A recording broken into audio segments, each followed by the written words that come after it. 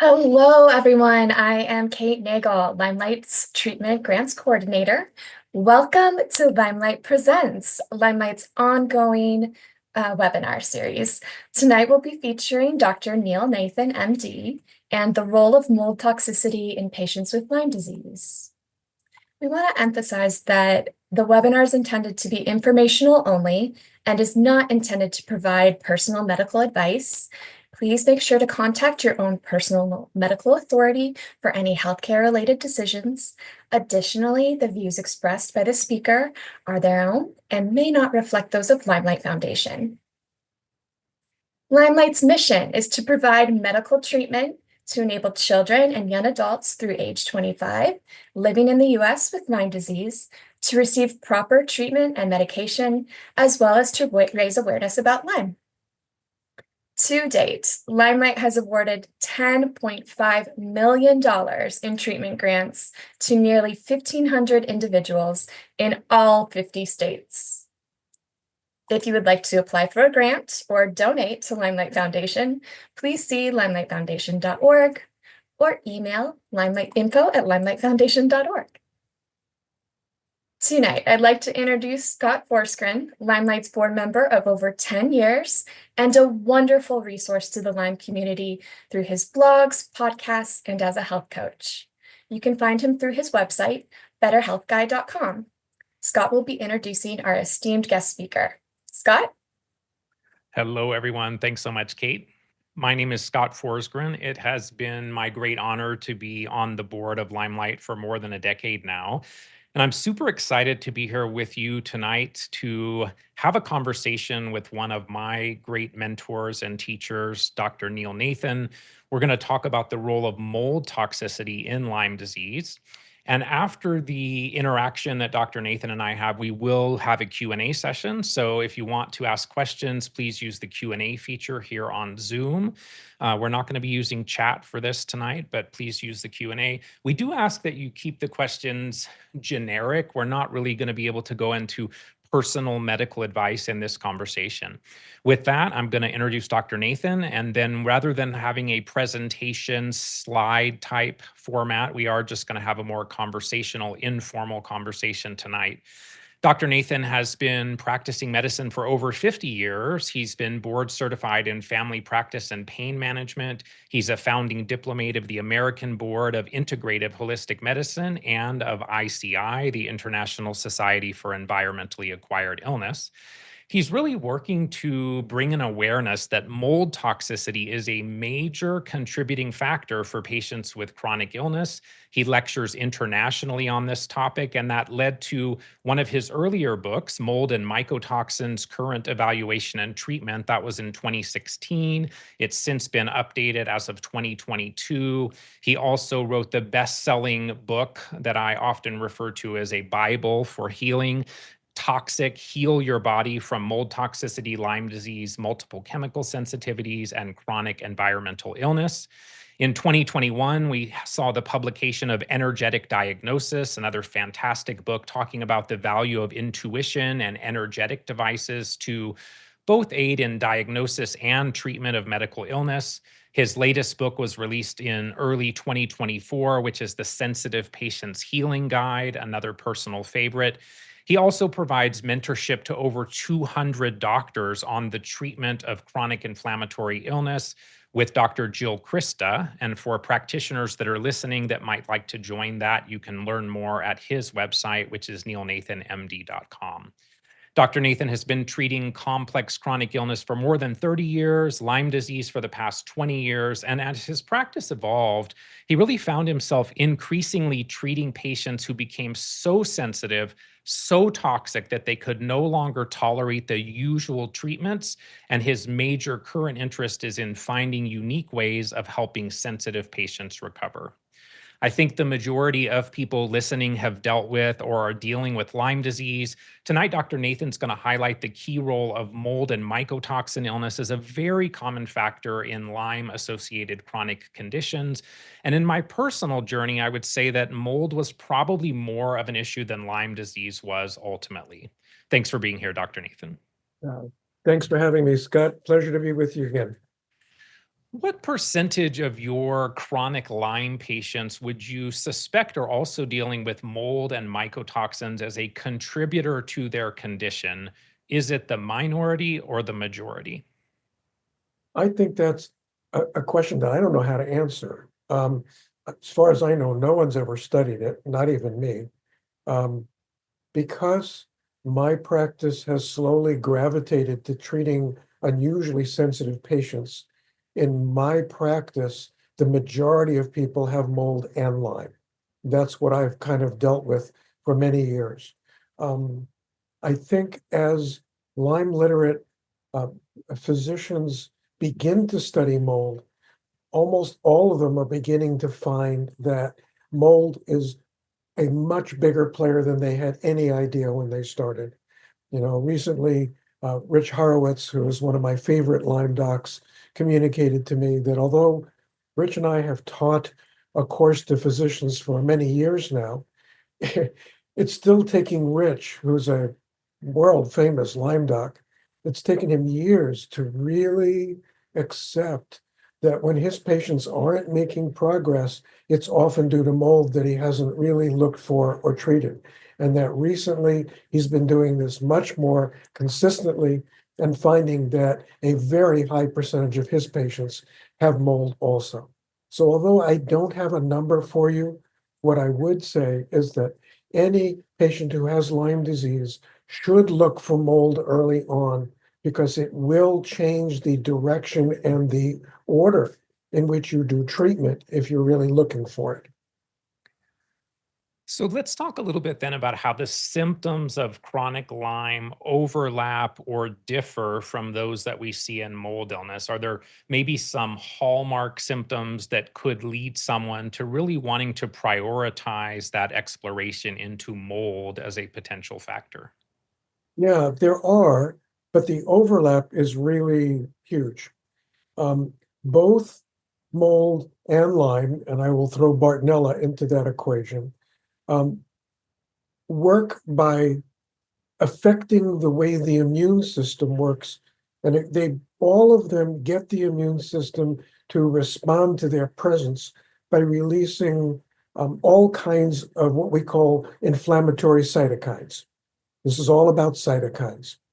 And the kinds of cytokines that are induced by mold and Lyme and Bartonella are similar, not identical. And we might get into that in a bit, but they're close enough that the majority of people with mold and Lyme and Bartonella will have fatigue, cognitive impairment, pain somewhere, um, anxiety, depression, mood swings, and a host of other symptoms.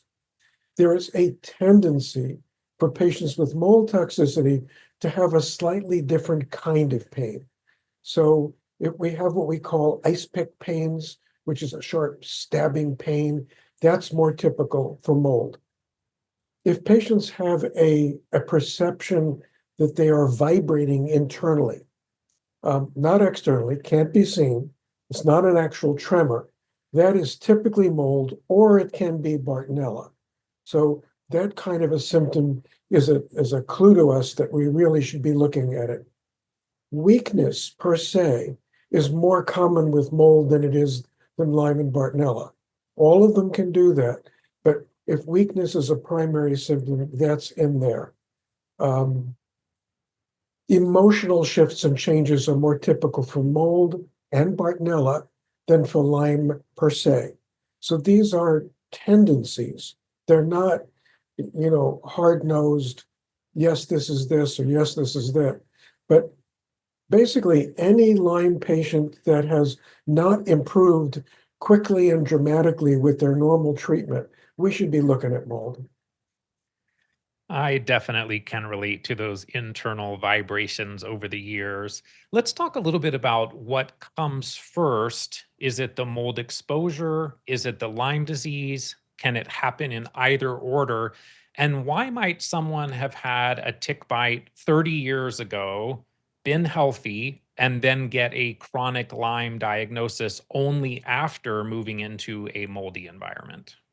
Okay, so both operate by weakening the immune system quite profoundly. If the immune system is robust, you could live in a moldy environment or have been exposed to mold and have trivial or no side effects. You can live there, you can manage, you can do okay. You could have had a tick bite and have had Lyme or Bartonella or Babesia introduced into your body. But if your immune system is robust, you can fight it off. And that's true for anything. That's true of Epstein-Barr virus, HHV6, you name it. If the immune system is robust, it can contain almost anything. But if it takes a hit and it loses containment, then whatever it is wrestling with can manage and jump up into the fore. So if you were exposed to Lyme, and the hit can be in any number of categories. It can be infection. COVID, for example, is a huge initiator of a weakening of the immune system profound enough that the body loses containment. Childbirth can do that. Any overwhelming infection like COVID, could be flu, could be pneumonia, can weaken the immune system so that that can happen. A stress that is a major stress. It could be the death of a loved one. It could be being backstabbed by a colleague at work. It could be a hardship with a family member, you name it. Any of these have the potential to weaken the immune system so that what is already there, which was dormant or latent, suddenly becomes active and we're off to the races with a serious illness. How common do we think it is to find mold in a building today? And what are maybe some of the top issues that mold and water intrusion has become such a big issue in our buildings? I just recently looked into the statistics that government agencies have noted that up to 47% of all buildings have a moldy smell or musty smell or visible mold. And so it is estimated that a large percentage of the homes in this country have some mold exposure going on. Now, part of this occurred because back in the late 70s, when the energy crisis took place, in order to conserve energy in our homes, we made them super insulated and super tight. So literally homes don't breathe. And homes need to breathe in order to let in some mold spores and let out some mold spores so they're not accumulating. So if we have a water damaged building, that means that water facilitates the growth of mold wherever it could be. One of the main places it could be is inside of sheetrock. The inside layer of sheetrock is made from bark, basically. And bark has loads of mold spores in it. So that it's kind of like instant mashed potatoes, just add water. So you add water to basically mold spores. Now, mold spores can persist for centuries that in a dormant state. Mold spores found in the pyramids and the tombs of Egypt, when exposed to water, still grow mold. So those things can stay around forever until they get the environment they're looking for, and then they will grow. So what we get is unopposed mold growth inside of a building in which mold inside the building has no natural enemies. Mold in the outside world loaded with them. So I'm speaking to you now from Southern Oregon, and in front of me is a large park. And in that park, there are oak trees and fir trees and spruce trees and rhododendrons and you name it. Each plant species harbors different mold species. There are about 1,000 of them out here, but most of them aren't going to cause any problem to me. They don't make toxic mold. They make mold in order to keep their other species out of their niche. So if you then have mold growing with no opposition and nothing else to it, then you have profound growth of mold in a home environment, and it spreads all over the place. And if the immune system is weakened, then it will start to grow. So this is way more common than people realize. It's estimated that 10 million Americans currently have some degree of mold toxicity. So this is an epidemic that has not really been recognized for what it is. And a lot of these patients are wandering around undiagnosed, feeling awful, having great difficult functioning because they have no idea that it's the mold in their basement or around the shower that's making them sick. Yeah, and I've heard some numbers. Some people suggest 50 to 70%. I've heard some IEPs suggest that if they really look, maybe they find mold to some degree, and I mean, probably in all, but in significant levels in maybe 90%. So I think this is definitely, to your point, a significant issue that if we're really working to heal and recover from Lyme disease, we really want to make sure that the mold issue is not what's keeping us from moving forward. I've often heard people suggest that if they address the mold issue, that their Lyme disease may resolve on its own. That has not been my observation over the years. I think it certainly makes it easier to treat Lyme and co-infections, but I do think that most people still need some treatment for Borrelia, Bartonella, and Babesia if those are present. And I'm wondering what your thoughts are. How often do you see the treatment of mold fully resolve someone's Borrelia, Bartonella, and or Babesia? But my experience, Scott, is identical to yours, which is I almost never see patients with mold and Lyme where you fix the mold and then the Lyme goes away. Now, they might be 70% better treating the mold. And then what is left over, the symptoms match Lyme a little better, or Bartonella or Babesia. We can begin to hone in on the specific microbe that might be making them sick infinitely better when we pull the mold layer off of that equation. But it For does make treating the Lyme, as you're suggesting, infinitely better and easier.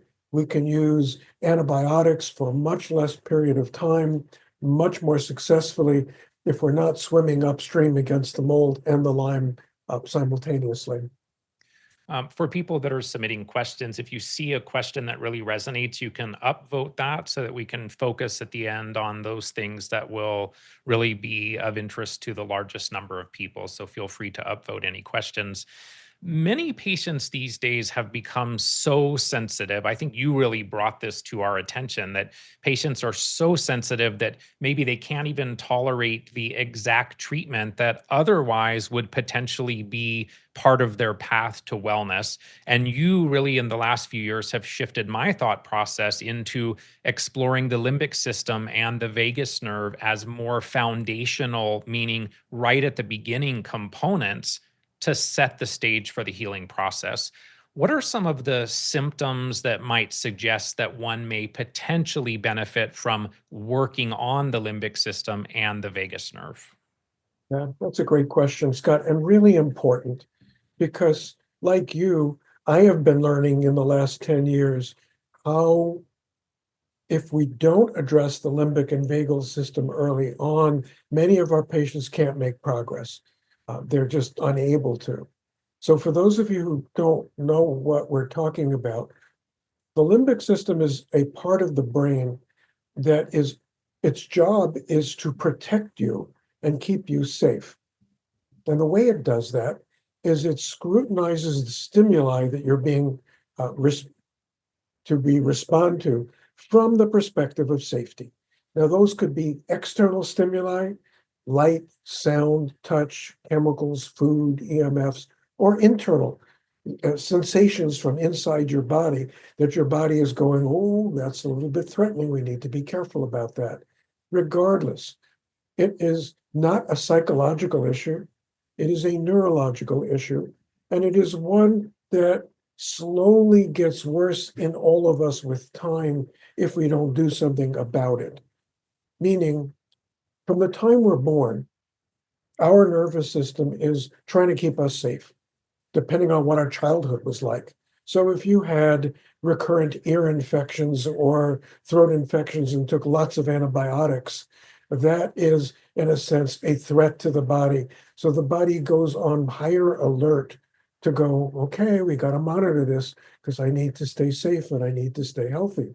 If you had surgeries, if you had experiences with physicians that were maybe negative, all of that puts you on higher alert. If you didn't have an ideal childhood, if your parents were both working and you didn't get the time that maybe you needed or the energy that you needed, um, you're not meeting your needs met, or worse, if any of your parents or family members were abusive in any way, either sexually, emotionally, physically, doesn't matter. Our limbic system goes on high alert to protect us. So to whatever extent that could have been happening as a kid, increases as we go through life. So if you had difficult teachers to deal with, if you had difficult family members to deal with, if you were bullied, and we can go on and on as you go through life.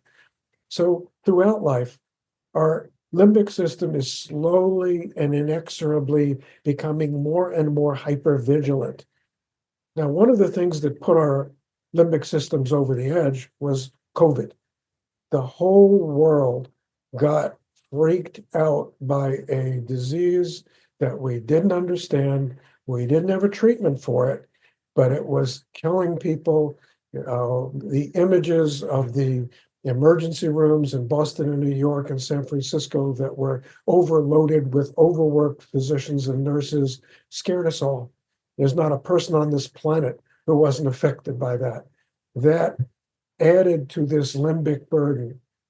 So at a certain point, if you are also have an illness, a current illness, which scares you, mold toxicity, Lyme disease, Bartonella, they're scary illnesses.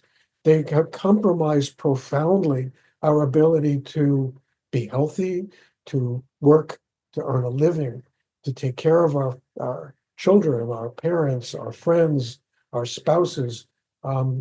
It scares us. Will I be able to get through this? Can I heal? Can I get well? So we're dealing with a limbic system that is already hypervigilant.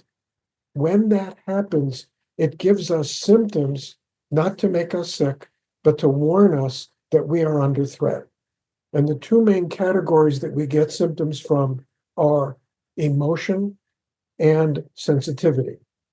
So if you have developed increasing slowly, insidiously sensitivity to light, sound, touch, chemicals, smells, food, electromagnetic fields, which we call EMFs, any of those or all of those are limbic by definition, because that's what the limbic system does.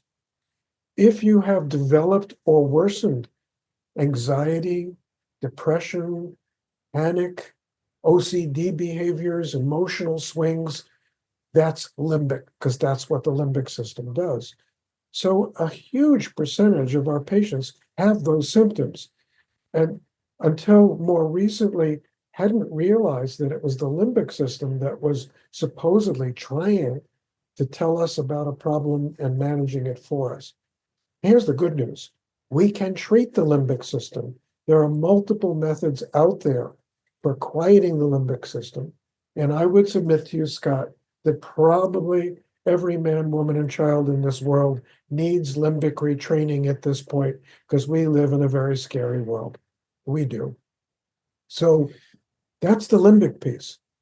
I could say exactly the same thing about the vagal piece, because the vagus nerve is another part of the brain that also has as its job monitoring us for safety. But it gives us other symptoms that we need to know about. So the vagus nerve, for example, controls intestinal motility and intestinal experience.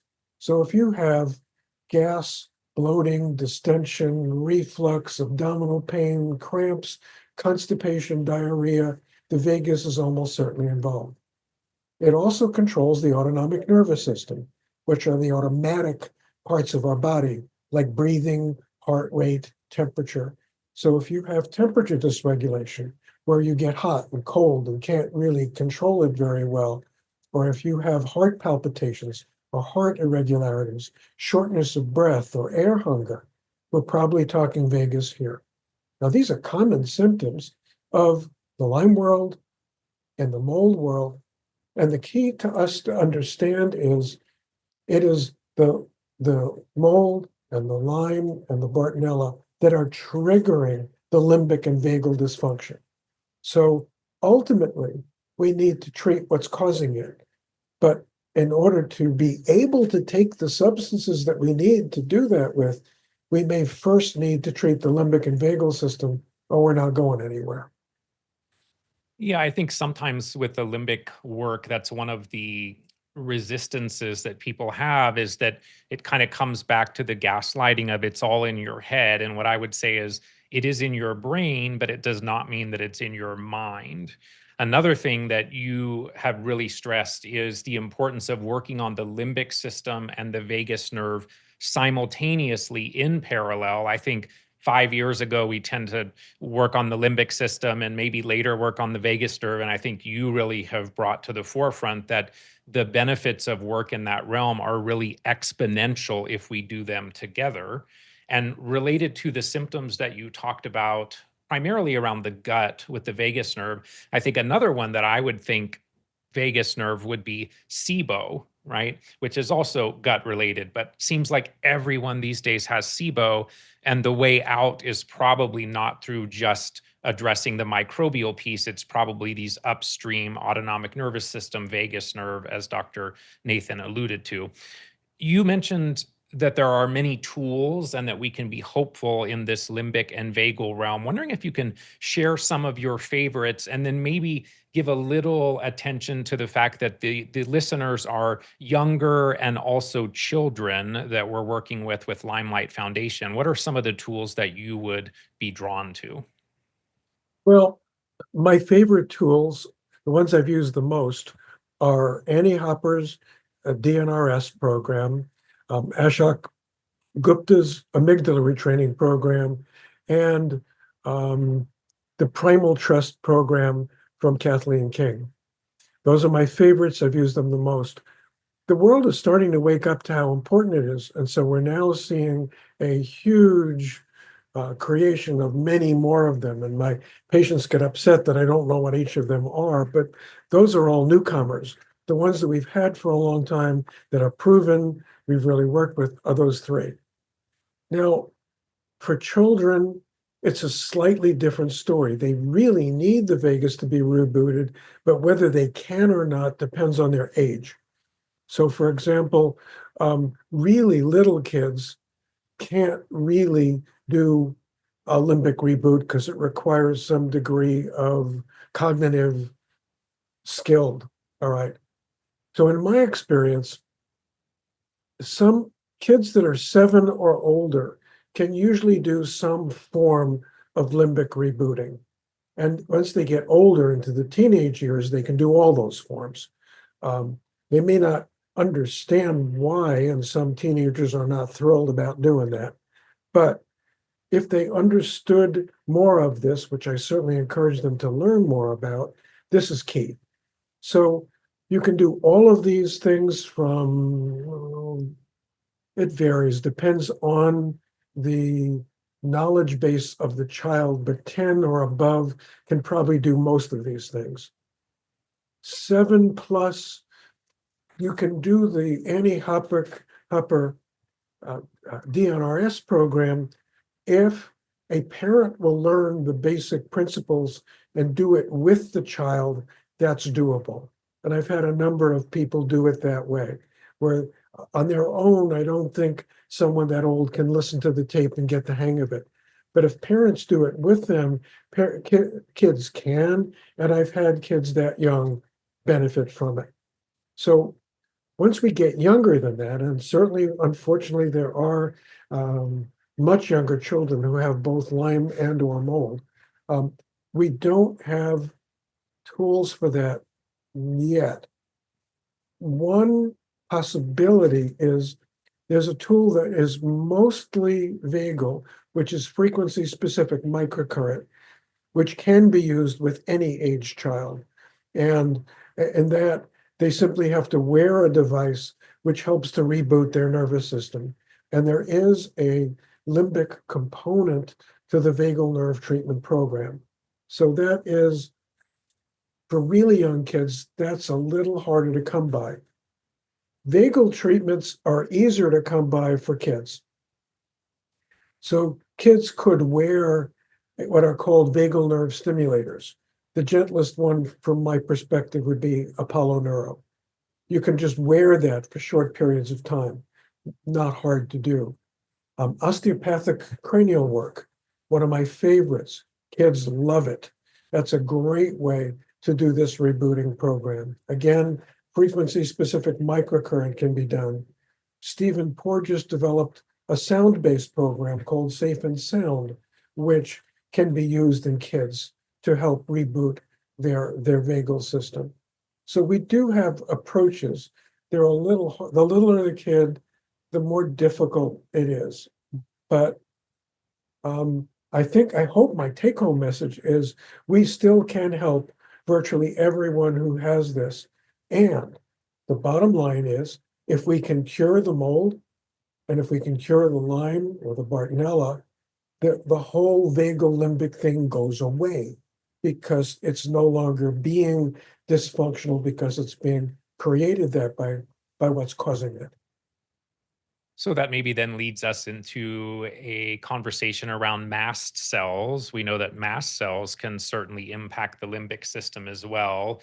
Your kind of trifecta or triad or foundation is the limbic system, the vagus nerve, and the mast cell activation syndrome. So wondering if you can talk to us a little bit about why addressing dysregulated mast cells and histamine intolerance is so critical early on, and then maybe a few comments about that bidirectional relationship between the limbic system and the mast cells. How would you approach treating mast cell activation syndrome?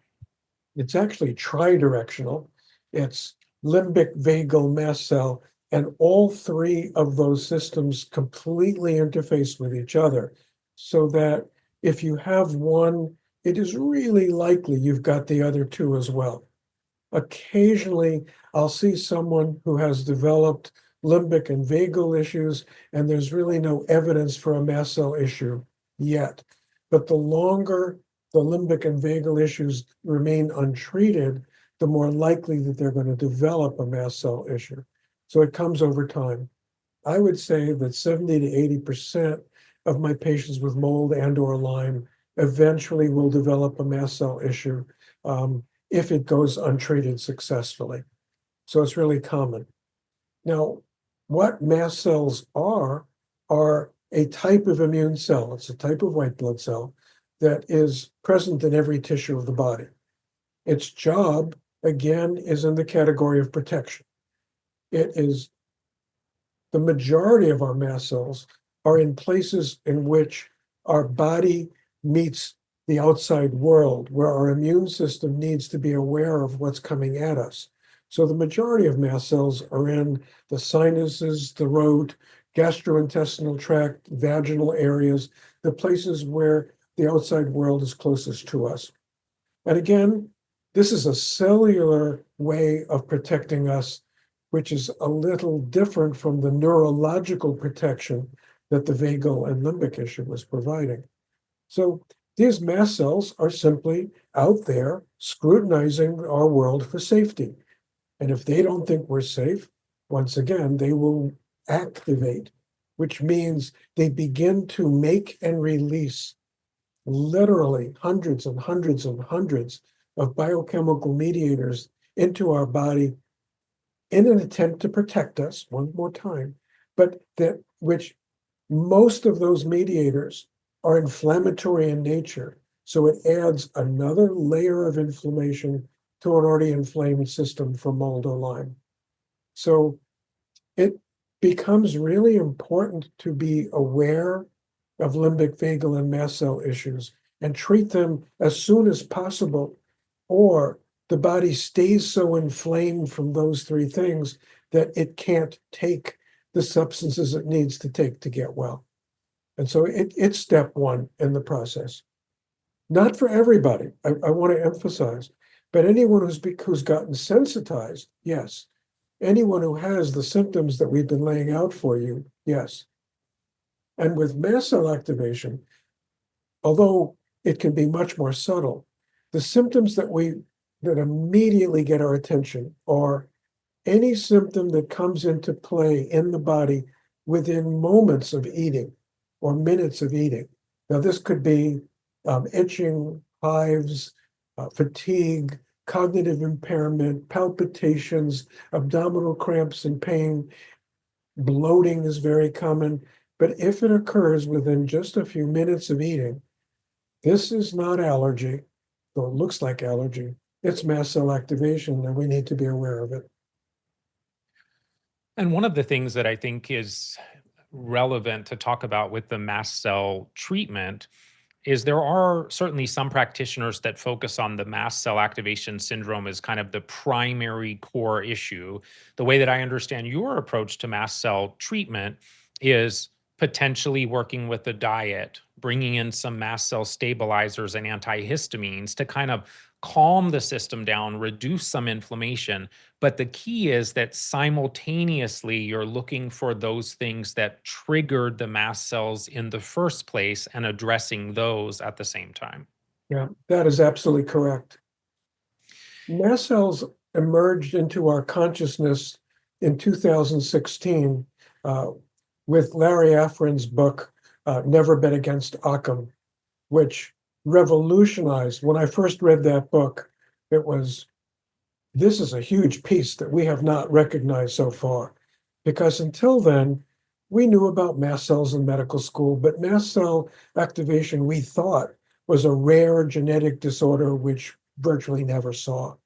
What Larry realized, and now studies absolutely prove it, is that 15 to 20% of the population has this as an issue. It is not rare. And he also helped us to understand these symptoms and where they're coming from. So key to this is to understand this is a very common process. Now, in response to this, no surprise, every major medical school and teaching center now has a mast cell clinic. It's a big deal in medicine. My problem with that, and you're perfectly alluding to it, is most of them focus on mast cell as a standalone illness, which is, aha, great, I've diagnosed you. You have mast cell activation. And in doing so, yes, we can treat it. Yes, we can help you feel better. But if you don't look for and cure what's causing it, you'll have to treat it for the rest of your earthly life. It's never going to go away. But if you cure the mold and if you cure the Lyme, there is no mast cell activation. So that is a huge piece that's often missed, even in major medical centers, because just a lack of awareness of what exactly can trigger it. In my own journey of healing over the past 25 plus years, I used to hear people say that you needed to feel safe in order to heal. And sometimes that almost felt unachievable. And one of the things that I really like that you've said is that we need to feel safer in our bodies and safer in our world, not necessarily safe, but safer. So, wondering if you can just talk to us for a moment about the idea of safer as a prerequisite for healing, but not necessarily safe. Absolutely. This is a key component to healing. I don't know if you want me to talk about cell danger response, but that's a model that would be appropriate here. Sure. Dr. Robert Navio has put together over many years a beautiful model of virtually all chronic illness stems from what he's begun to call the cell danger response. And what that means is if a cell begins to perceive a threat to its safety, it goes through an orchestrated dance of how it goes about protecting itself, which then generalizes to the entire organism. Okay, what would get a cell to not feel safe? Stress, toxins, and infections. How is it that a cell notices that? Those three things cause inside the cell, the organelle, the piece inside the cell that is responsible for monitoring safety is the mitochondria, which is those wonderful little organelles that make us energy. It's the mitochondria that aren't working well that gets us to feel fatigue, or in an extreme case, PEM, post-exertional myalgia, or post-exertional Malaise. malaise. Thank you. So these same organelles are being affected. The way they perceive it is simply as a drop in voltage inside the cell. Now, I don't want to get technical here, but once the mitochondria perceive it, it basically sends out a signal within the cell and outside the cell of danger, danger. That signal is extracellular ATP. The very same molecule that makes us energy shifts from being an energy production molecule to being what we call a messenger molecule. And the message is, we are in danger. And as long as the extracellular ATP is being made by the body stays in that state. Now, to answer your question more specifically, in a state when the cell feels danger, which extends to the whole organism, it's on survival mode. So you could measure that, okay, you're low in energy. The knee-jerk reaction is, let me give the mitochondria things that will make them better. We know how to do that. Let's take CoQ10 or L-carnitine or D-ribose, malic acid. Problem is, the body goes, that's all well and good. Thank you. I can't use that now. I'm on survival mode. I'm not able to utilize that. And that's the same thing with many treatment strategies.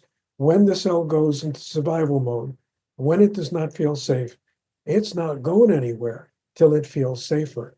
And you can't just convince the cell, come on, little cell, you're safe, we're okay.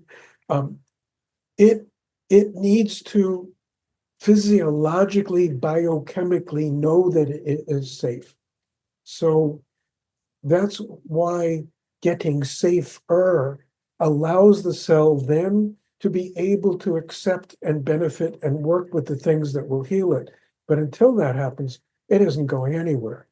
That's why limbic, vagal, and mast cell treatments are instrumental in beginning to establish some degree of safety.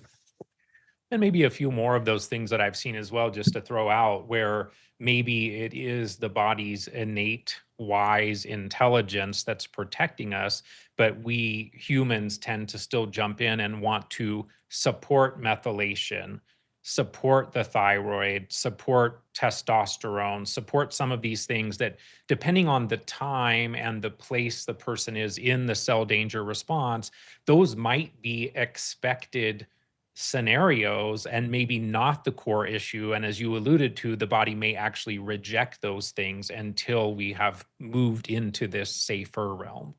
Yeah, and that's key. So as we're learning more about this, it's beginning to help us to understand why we can have a label for you, like you have mitochondrial dysfunction, so I'm going to treat that, oh my goodness, you got worse on it, or you didn't respond to that at all. Why is that happening? So it's beginning to help us to understand that if someone's not responding to what we're doing that makes sense or is logical, we need to begin to take a step back and look at, okay, what are we missing here? Why is this body not capable of responding? And that's what we're starting to do now. So we have now this foundation of limbic, vagal, stabilizing the mast cells. We're also hopefully exploring and addressing the exposures or potential exposures in our external environment, our home, our workplace, our school, our car, our gym, our library, all of those kinds of places. Wondering if you can talk to us about, when you're working with patients, what are you finding most helpful for testing the environment around us? And what if the mold expert shows up and their sole method of sampling is an air sample? A common scenario. You can become certified by most states that you live in to be a mold remediation expert with 10 hours of training. I can promise you that that isn't even vaguely enough time to begin to understand what it is to analyze it. So the remediation industry is still behind in coming up with tools that allow us to know what's safe and what's not safe. And so it's very frustrating for all of us, especially patients, to know, how do I know if where I live is safe or not? Because our methods for checking it are primitive. Sorry about that, but they are. Um, the standard in the building industry for looking at whether a place is safe or not is to do what's called air sampling, which is what you referred to, in which you suck the air out of the center of a room and measure mold spores, and you quantitate that, and you compare that to sucking the air outside that building and seeing what you've got here. The concept being is if you can show that there are more mold spores inside than out, you definitely have a moldy building. Great concept. Problem is, all mold spores are heavier than air and they're on the floor because they've already dropped down to the floor. So if you measure it here, you're not getting an accurate assay of what's actually in that building. And this is going to sound conspiracy theorist, but I don't mean it to be that way. But that is why it's the gold standard of the building industry. That way, landlords and building contractors can tell you, if you say, I smell mold, this is terrible and I'm sick, they can go in, they can do air sampling, and they can say, no, I tested the air, you're fine. So they're not doing it the right way. And countless people have been reassured that there's no problem when they really did have a problem. There are other things you can do without hiring an expensive contractor to at least get a better handle on it. I like a two-tier approach. A crude way to do this is through what are called mold plates, in which you can get petri dishes that grow mold. I like getting them from a company called Immunolytics because not only will they send you the plates, but if you're growing something on the plates, you can mail the plates back to them and they'll tell you what's growing there. And we need to know that. So with those plates, you can simply put them in every room of the house, including garage, attic, crawl space, basement, so that you can get a read of every room in the house of where might this mold be if it's there. And if toxic mold species are growing in certain rooms, then we can hone in on those rooms with a somewhat more accurate test called ERMI testing. That's all in capitals, ERMI, in which we can either vacuum up some dust or use a Swiffer and pull some dust from the flooring of any particular room, mail it into the company, and they will analyze it and tell us what's in the dust. That is probably currently the most accurate test that we have to let us know whether a building is safe or not. And if you are doing an ERMI, I think it is important not to just look at the score and become panicked and trigger your limbic system. There is some nuance to interpretation of these tests. So ideally, your practitioner or IEP can help you with that. I know when it comes to the environment, one of the things that you've said, Dr. Nathan, is the importance of addressing the environmental exposure to mold as part of the healing process, that if we're still living in mold, we can potentially get better, but not necessarily well in that environment. So it is still foundational to make sure that the environment around us is lifting us up and not continuing to push us down. We've talked now about looking at the external environment. Wonder if we can shift to how we might explore the potential for mold and mycotoxin illness in the body itself. Wondering your preference for urine mycotoxin testing, mycotoxin antibody testing. How would you explore the patient's body for the potential of mold and mycotoxin exposure? Well, it's become, from my perspective, relatively straightforward. The simplest test to do is a urine mycotoxin test, which you get up in the morning and you provide a sample of urine and we can test it. And simplistically thinking about it, if it's showing up in your urine, it's coming out of your body. There's no other explanation, although I've had some doctors come up with elaborate reasons why that's not accurate. The vast majority of us who work in this field, it's pretty straightforward. If I'm seeing mycotoxins in your urine, that has correlated extremely well with your symptoms. And when I treat you and those mycotoxins disappear, invariably you are now well. So that is the simplest way to do it. My favorite test is from a company called Real Time. I think they're the most accurate and consistent. They also, if you're on Medicare, for example, that test is free. So that it doesn't have to be paid for under some circumstances. There are other tests around. I've not found them as accurate, but there's two that are urine tests from Mosaic Laboratory and from Vibrant Health. And there's a blood test which measures antibodies that's from the MyMyco lab. All of these have some value. All of these can help make the diagnosis, but sometimes if we have measurements from several labs, we get a more complete picture of what's going on because the methodology of doing these tests is completely different from lab to lab.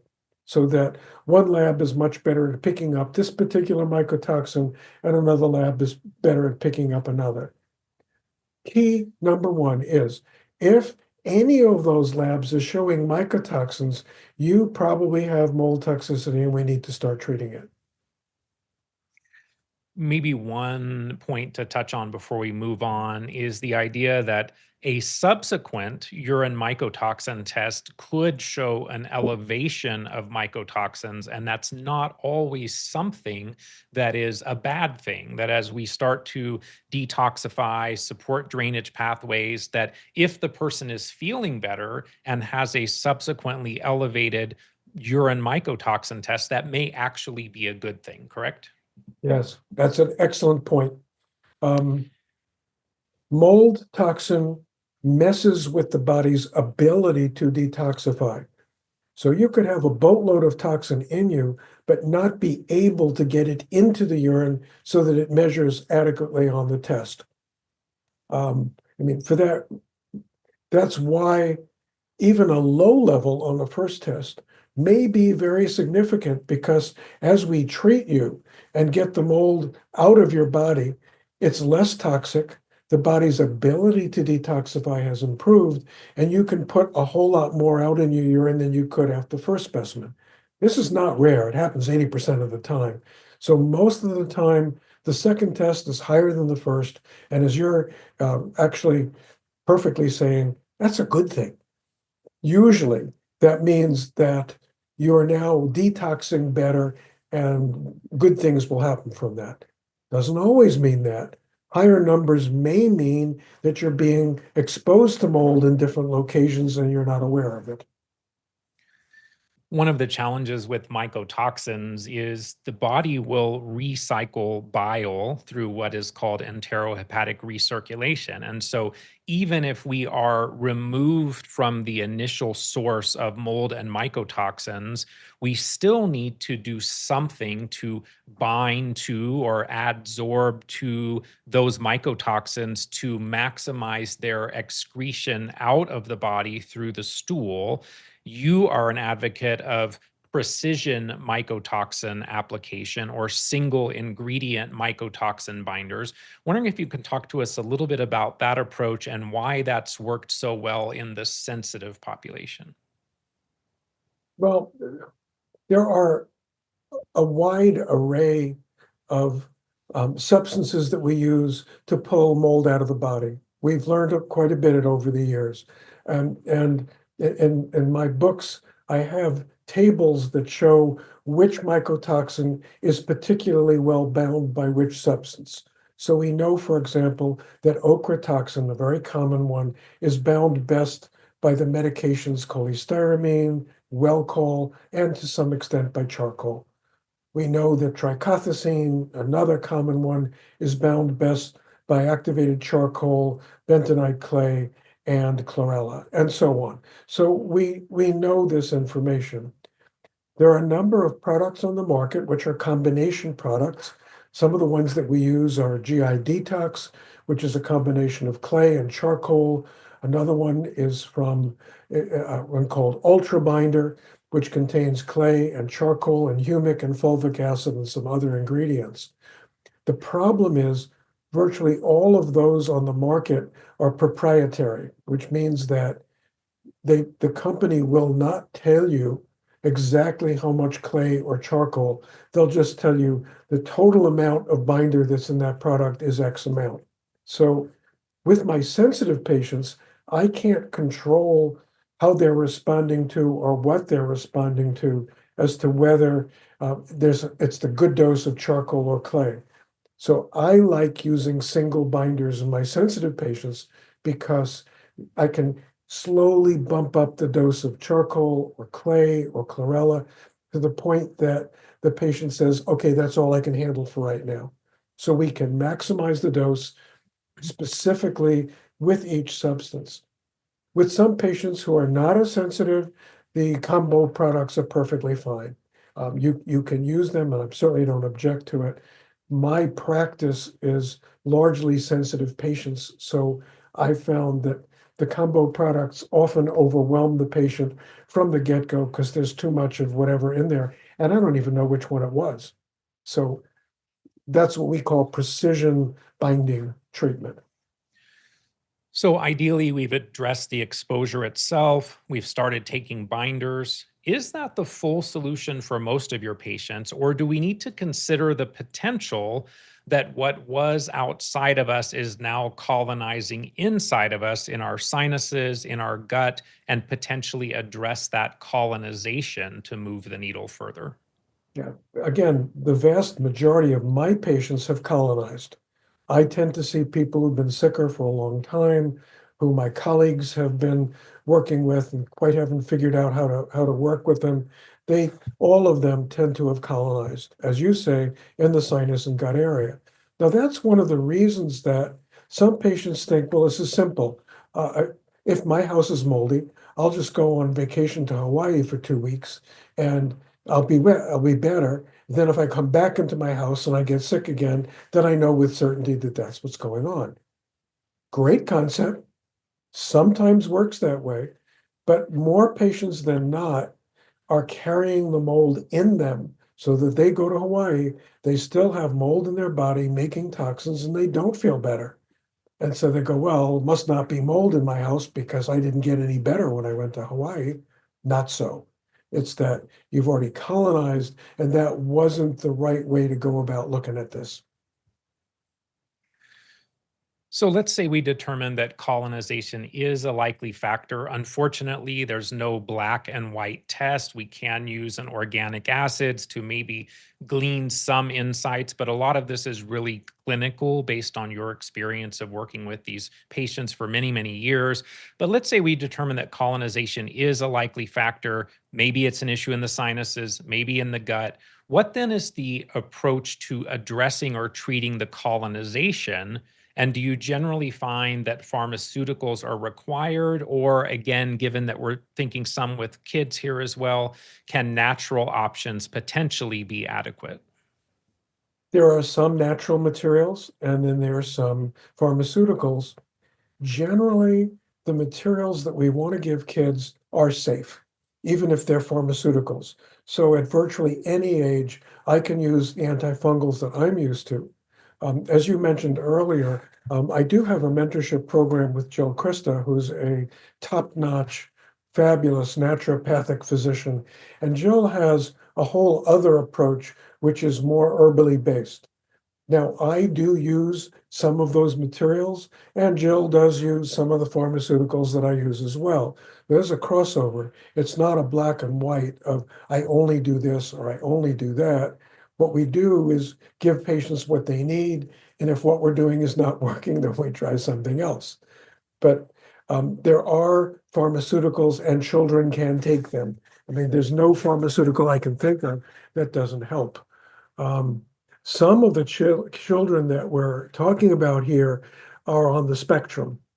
And it is not always realized that Some of the autistic tendencies that children have are being caused and triggered by mold and Lyme and Bartonella, so that this does apply to them directly.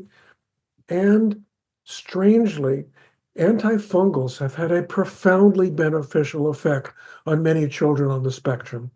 One of my mentors, Sid Baker, who's been very prominent in that field, used to call this the antifungal parade, where putting children on different doses and different amounts and shifting them around of antifungals would often help the autistic children to function at much higher levels. At some point, and I've shared this with my colleagues over the years, I don't think this is purely because we're killing mold or candida. I think that these medications are doing something else biochemically for these children to help them function better. But to my knowledge, no one's ever figured out what that is. And kind of building on your comments around children on the autism spectrum disorder, I would suggest that we see similar mold impact in pans and pandas as well, which is very, very common. And so I know a lot of people listening have children that are dealing with pans and pandas. Again, this topic is very relevant.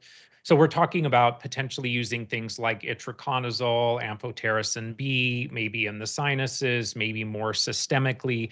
I want to touch a little bit on the topic of biofilms and whether or not it's important to address biofilms to successfully address colonization. And then, if we're not yet at the point where we're treating Lyme and co-infections, how do we treat the biofilms without unleashing Pandora's box, so to speak, of Lyme, Bartonella, Babesia, metals, and then maybe even trigger further the mast cell activation component? Okay, excellent question. All of these organisms we're talking about make biofilms. Mold, candida, Lyme, Bartonella, they all make biofilm. They make it for one purpose, which is to protect themselves from our immune systems going after them and from any agents that we're using that are antibiotic or antifungal. It's a protective mechanism on the part of the bug. So using biofilm dissolving agents is an important component of treating mold, and I would use the word always. Once we're treating with antifungal materials, we don't want to allow the candida or yeast or mold to hide in the biofilm and not be affected by the antifungals we're giving them. We want to dissolve it so we can get at them. So the question arises, is it a risk that that if the patient also has Bartonella and Lyme hiding in these biofilms, is it going to come out and bite us in the butt? And the answer is, I don't think so, because I have not seen it. So theoretically, that would be a consideration, but I just have not seen that. It seems like, I'll give you an anthropomorphic discussion here. It's not, this is what I really think happens, and this is a simplistic way of saying it. Bartonella and Lyme are thrilled when you have mold. The reason they're thrilled is because they don't have to work to inflame you anymore. The mold is already doing that for you. So they can go dormant. Their work is done. They can hang out. They can be happy as a clam just hanging out. They don't need to grow. They have their own niche. They're okay, but they're dormant. And if you go after the mold and then get rid of it, they then become concerned and then have to go into their inflammatory mode, which they use to distract your immune system from going after them directly, so that you're just putting out fires in the form of inflammation. So in my experience, patients with mold and Lyme and Bartonella, I can go ahead and treat the mold first, which is what I always do, and I have not seen Lyme or Bartonella flare or get worse when I do that. And I don't think I've ever seen it. It just seems like it's content to let me work on the mold. I'm not bothering it. I'm leaving it alone. Now, as the patient gets better and the mold is gone or almost gone, the immune system then turns its attention to Lyme and mold, and you sometimes get an interesting shift in symptoms. So a patient with mold toxicity has been going along better, better, better, better, better, better, and all of a sudden they go, I don't know what happened, but I have new symptoms coming on me, and this is a different experience. What I believe is happening at that point is that the immune system has said, I've got the mold pretty much under control here. It's time to go after Bartonella and Lyme. And at that point, now it is announced that I have a new priority. So again, this is a kind of an anthropomorphic discussion, but that's what I see clinically. I remember years ago having that conversation with you and Dr. Wayne Anderson. I think at the time we called it the dominant pathogen, as things would shift from one to the other in terms of the symptom picture. As we get to our last couple of questions here before we shift into listener questions, I wanted to come back to COVID. There is certainly some debate about whether there may be a persistence of COVID in some people. But very commonly, we tend to see COVID as kind of an unmasking agent where maybe someone's symptoms, maybe those people with long COVID are in fact now dealing with Bartonella or Mycoplasma or mold. Wondering if you can touch on the idea of COVID as kind of an unlayering where maybe the persistence of our COVID symptoms is really just an opportunity to dig into addressing some of the other things that we've just talked about. Well, I think you're expressing it very correctly, which is COVID can, as we said earlier, weaken the immune system so that a dormant mold or a dormant Lyme or a dormant Bartonella comes to the fore because it's been weakened by COVID. So from my perspective, there is long haul COVID. It does exist, and there are treatments for it. And it looks a whole lot like Lyme and Bartonella and mold. So the trick is to distinguish them. One test that is kind of new that I'm really hot on is Bruce Patterson's cytokine test, where he measures 14 of the most important cytokines that are made by all of these toxic and infectious agents. And he has been able to determine that there's a pattern of cytokines that lights up in long COVID, which is different than the pattern that lights up with Lyme. Very different. So that you could distinguish the two by his test. Now, I've started working with Bruce on mold in the same category. It's preliminary, but there are some of these cytokines that in the tests I've been able to look at, and we're looking at a couple dozen, that's too small a number to really know exactly. Certain cytokines light up with mold that are not typically Lyme and are not necessarily long haul COVID either. So I think we are looking at a test that has the potential, once we get this research done, of being one blood draw that would help us to light up COVID, Lyme, Bartonella, chronic fatigue, fibromyalgia. I think we're going to have a test eventually that will begin to point us in the direction of where we need to go so we can immediately tune into, okay, I need to test you for this, or I need to test you for that now.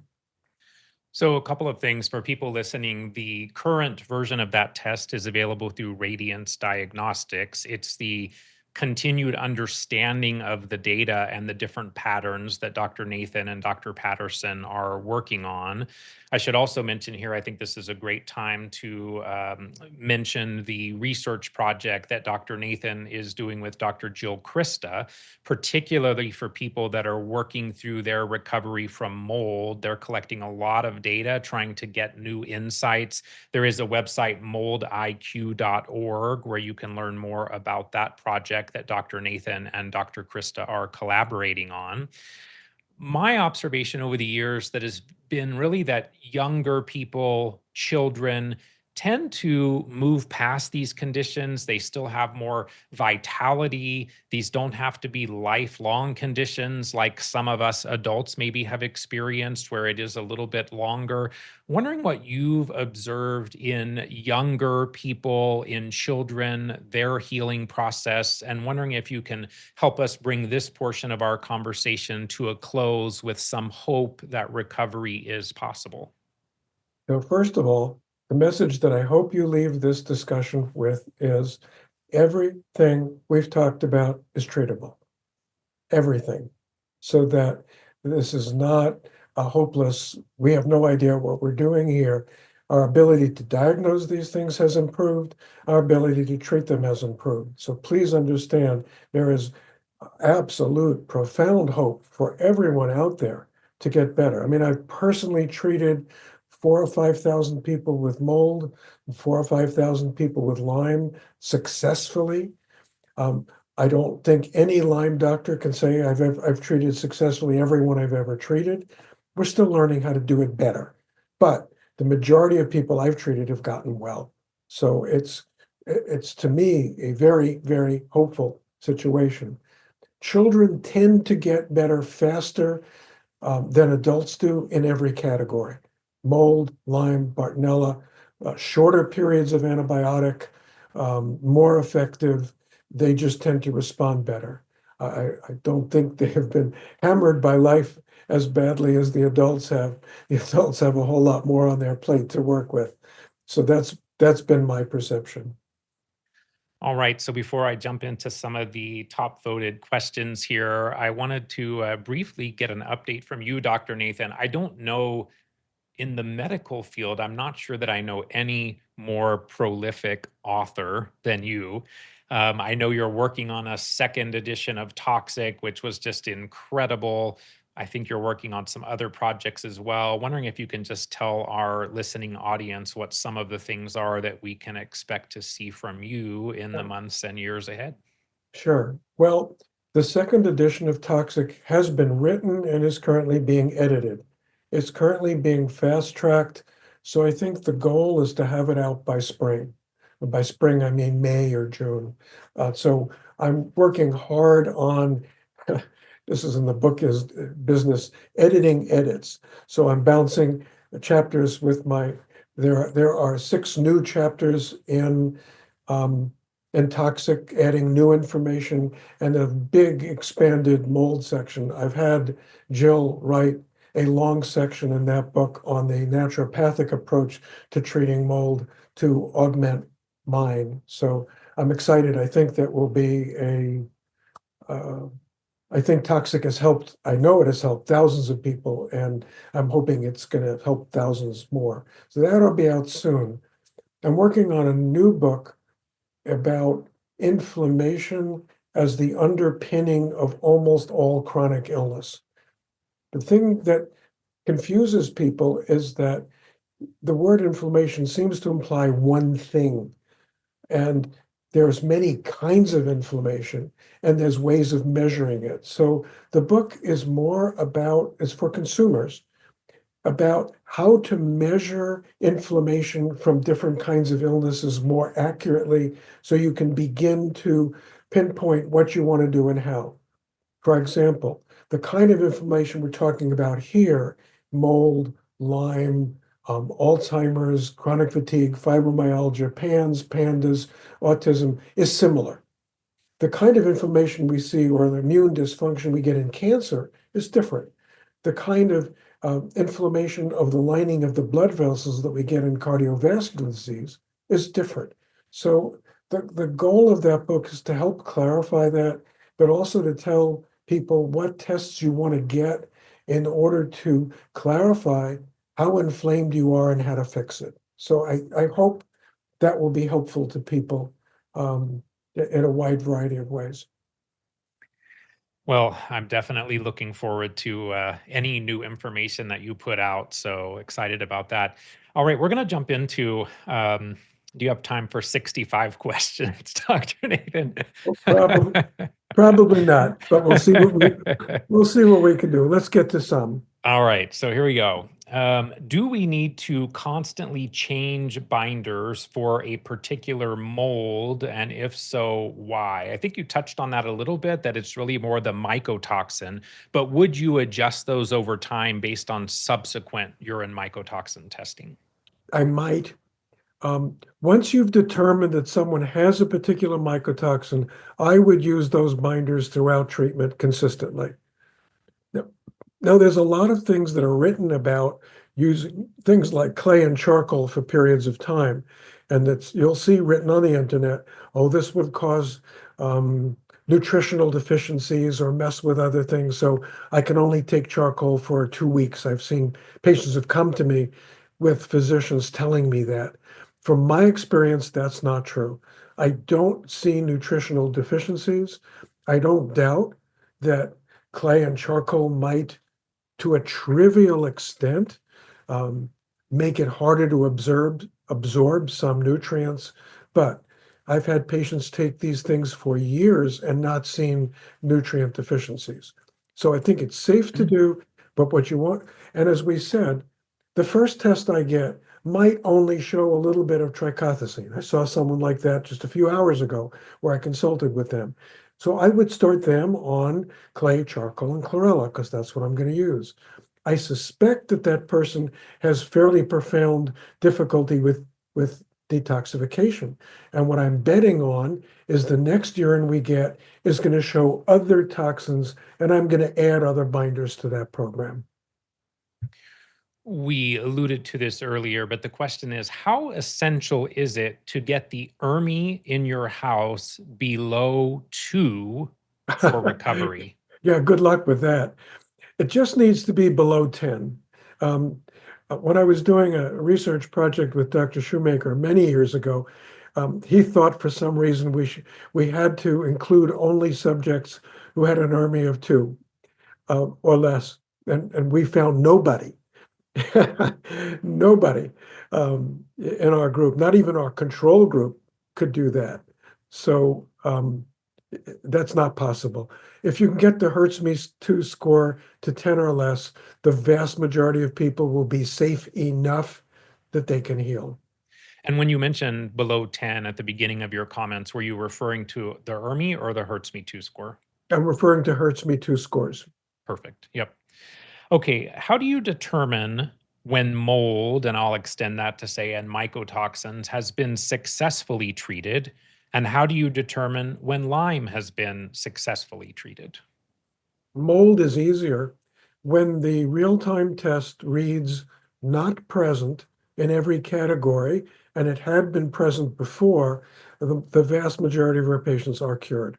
It means it's gone. So they don't have to be doing their treatments anymore, elaborate as they are. That's the sign that we're done. It's much harder to know. And again, the vast majority of those people clinically will feel way better, either cured or if they have some residual symptoms, that will point us towards looking for what else is here that we've uncovered now that we've peeled the mold layer off. Lyme is much more difficult to tell when it's done. Our initial testing, and I'm really picky about the labs I get. There's a number of labs that will test for Lyme. From my perspective, IGeneX is by far the most accurate. It's still not comprehensive, and it is an antibody test. It means it measures how the body makes antibodies against the various proteins that are on the Lyme bacteria. That's what we call these bands. Each band represents a piece of protein that is contained within the spirochete that we're measuring an antibody to. So typically, again, because the immune system is so weakened, the body starts out by having an unusually long IgM reaction. Atypical, almost no other infection will do it. And then eventually you'll get an IgG reaction. And at that point, you know that the immune system has improved, but you don't know if it's cured. There is at this point no specific test that I know of that I could rely on with absolute accuracy to say that Lyme is gone. And I really rely on symptomatic improvement for that response. And so I think there you're referring to kind of the immunoblot, what we used to call the Western Yes. blot. There are also direct tests like a fish, a culture, and so on that can potentially be used. But what Dr. Nathan's referring to is the immunoblot, which is probably one of the primary tools. Um, Question about what are some of the treatments that could support or regulate the immune system while treating tick-borne infections besides IV immunoglobulins? So thinking about immunomodulatory interventions. I think that's a morass. Um, First of all, when patients are sick from Lyme and from mold toxicity, taking IVIG will make them worse most of the time at that stage. Their body, again, they're in cell danger response 1 category, where their body might need that help, but it can't deal with the help or use it. And so most of our patients will not benefit from IVIG at that stage. It just won't work or backfire or make them worse. That is true of most things that affect the immune system. The number one way to get that immune system rebooted is to fix what's making it compromised in the first place. And that means it's mold or Lyme, meaning what will get the immune system back up and running is successful treating of the organism. Again, in my experience, there's lots and lots of immune boosting things that are out there. The vast majority of them don't do much, especially in the early phases when patients are really sick. As they get better, they may have some value, but early on, they just don't do much. It's again, the body's in survival mode, and it's basically saying, that's all well and good. Yes, I know my immune system is trashed, but I am on survival mode. I can't do anything about that now. And is that your observation as well early on with immunomodulatory tools like low dose naltrexone? Does that tend to work better later also? It does, but sometimes LDN will work well earlier on. That's one thing that may be tolerated, that may be of benefit. And I'm using the word maybe a lot here. In my experience, for some patients, it works great earlier on, and I would put that at maybe 20%. Currently, the world is in love with LDN, and almost every patient I see has been put on it. But if you question them, they'll almost always say, well, I'm not sure it's doing anything, but I'm taking it.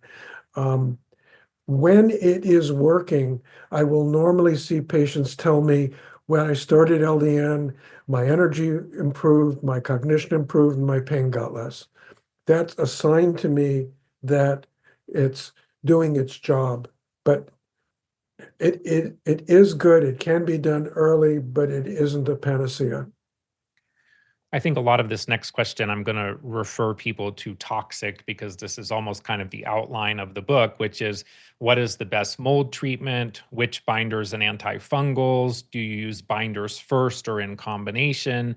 And then maybe the last part we will touch on here, are there any issues with pulsing treatment? So the idea of maybe doing something every other week or having breaks in between, is there a place for pulsed interventions in your approach to mold or Lyme?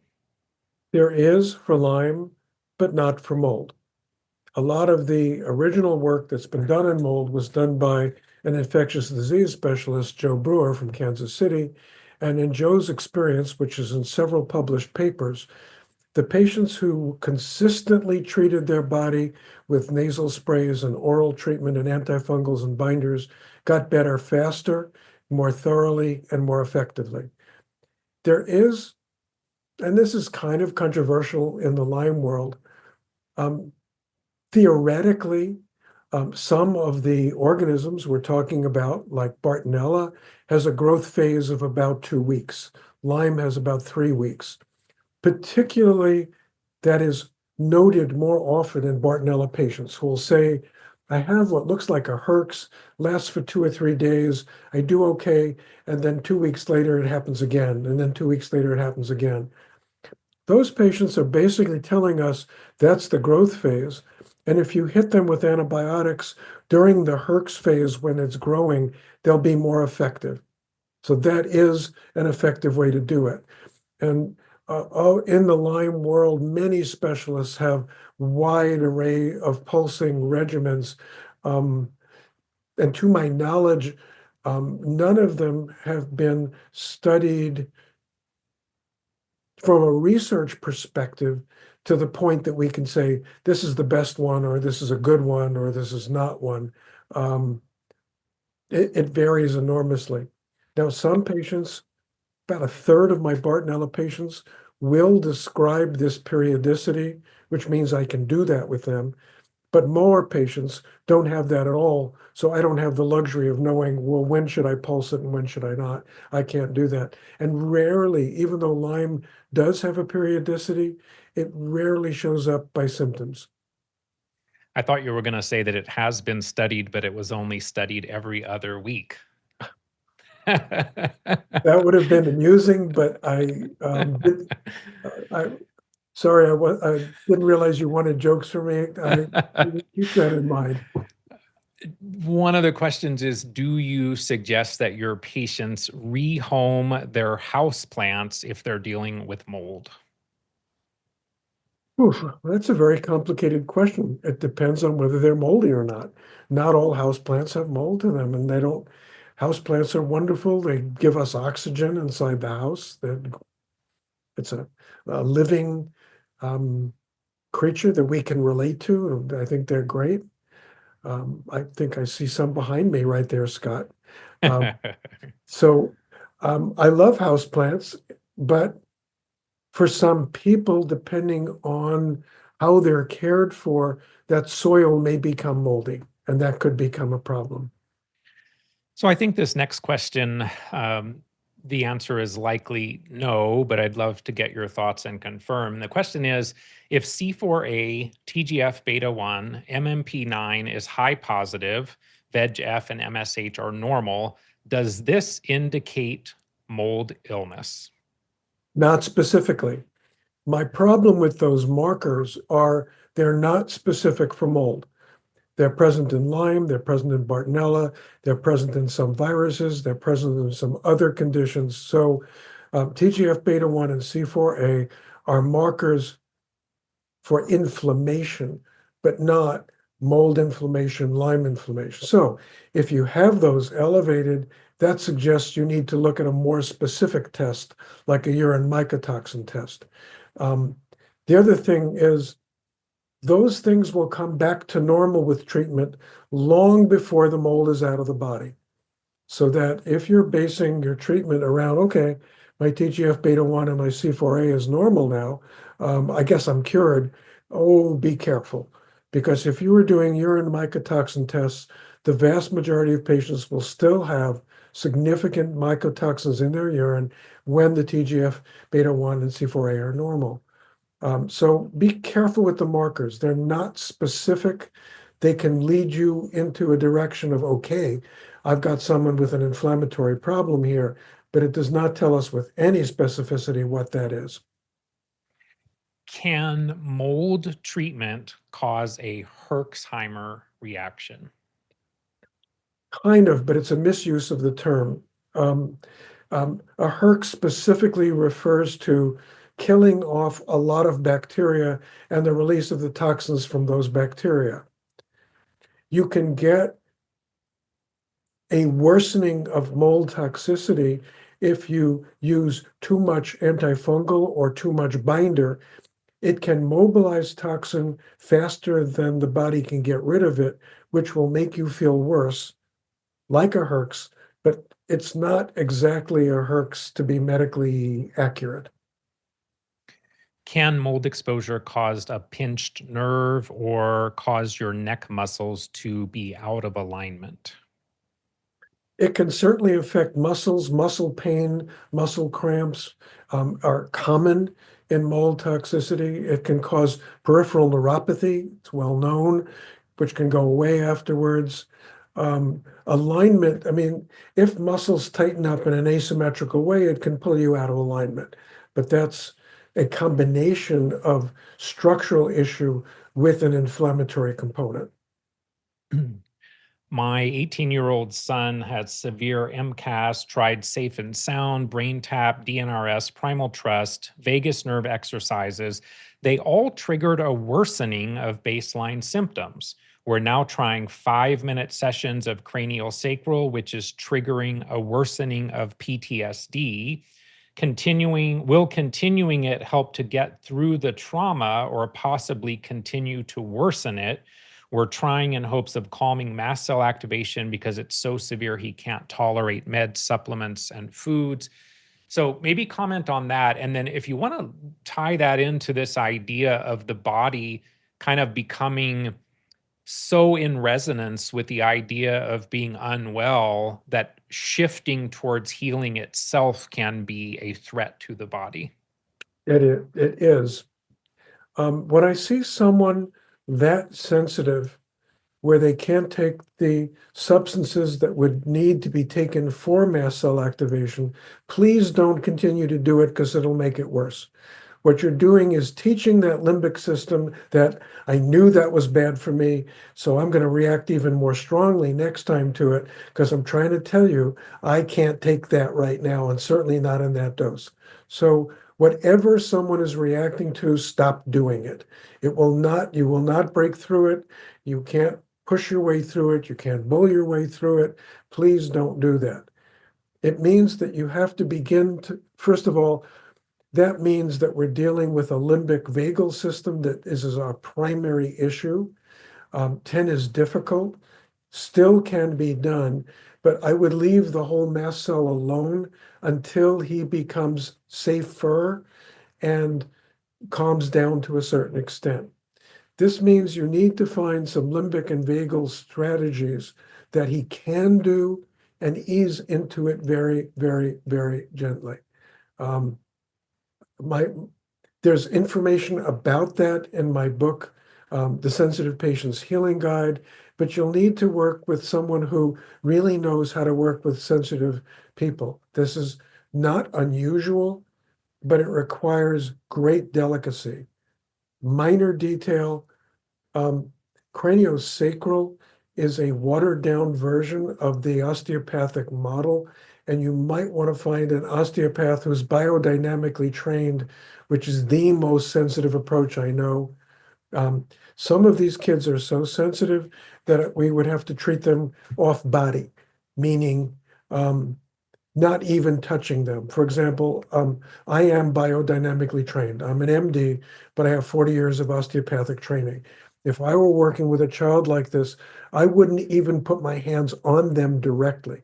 I can usually feel as my hands come in towards their head, I can begin to feel that, oh, this is as far as you'll let me get. And I can treat them at this distance very, very, very gently. So you have to communicate to that child, I respect your boundaries. I'm safe. I'm really paying attention to what those boundaries are. I will not cross it until you give me permission to come closer. And until you're working with someone who has that degree of sensitivity, those things won't work for you. So we're going to do a couple more questions and then we'll wrap up for tonight. There's a question around the idea of maybe COVID is dysregulating the immune system. Maybe that's leading to infections reactivating, maybe becoming more entrenched in the body. Would you still always recommend treating mold first, or are there some scenarios where you would address infection before addressing mold? In my experience, it is rare that other infections need to be treated before the mold. I've encountered a few. So every once in a blue moon, I will encounter someone who can't tolerate the mold treatment, but if I go in to treat the Bartonella, it settles their body down, and then I can come back to the mold treatment later. It's not common. I'd say I could count on one hand the number of people that that's applied to. I believe that viral infections are much less of a threat to the body than mold and Bartonella. And I've had countless patients treated for Epstein-Barr virus and HHV6 and cytomegalovirus and on, unsuccessfully for years because that shows up on their testing. And they're missing the fact that there's a more prominent threat to their immune system that isn't being dealt with. So my bias is all of those viruses tend to get completely under control once you get the mold and the Lyme treated. Not always. Occasionally, we'll need to use antiviral treatments of different kinds at that stage. So my answer is basically, yes, you can measure it, but no, that is not normally the biggest threat. So there's a question here talking about what is an acceptable limit of mold exposure. The person mentions that brain retraining turns down their low tolerance for any mold exposure. But what is acceptable for a healthy person? And then my thought process would be maybe tying that into Dale Bredesen's work. And quite honestly, as someone who personally struggled with mold illness, I viewed that more as a gift because I addressed it versus maybe those people who don't have mold illness, but maybe later in life develop other neurological conditions. So wondering if you can talk with us, is there really any acceptable level? How do we determine that? Well, so if we're saying if someone tested positive on a real-time test for mold toxicity, does that mean we have to treat them? Well, no, don't have to treat them. I view that as similar to saying, okay, I tested you for strychnine and arsenic, and you've got a lot in your body, but you're not having any symptoms, so we're going to leave it there. Well, you wouldn't think that was a good strategy. You've got a toxin in you, which is going to come back and bite you in the butt someday. And as we've been talking about, if you have no symptoms of mold, but you still have high levels or even any level of mold toxin in your body, you want to get rid of it. Because if you took that hit that we're talking about, if COVID affected you, or a flu bug affected you, or a major stress affected you, or you needed surgery, you could lose containment, and then that level of toxin in you would become seriously affecting your health. It makes no sense to me to know you have toxin in you and not treat it and get it out of there. So that's been my approach all along. I urge people not to leave toxin in there. It's like a ticking time bomb. Yeah, and I think some of the work that Dale Bredesen's been doing is very interesting. And not to say that mold is the cause of Alzheimer's, but I think, Dr. Nathan, correct me if I'm wrong, but I think these more recently kind of increased the percentage of people that he's worked with Alzheimer's where mold and mycotoxins were a component to over 90%. And that's correct. When we started working with Dale, he found that about 60% of his patients had mold as a component to the inflammatory process that creates Alzheimer's.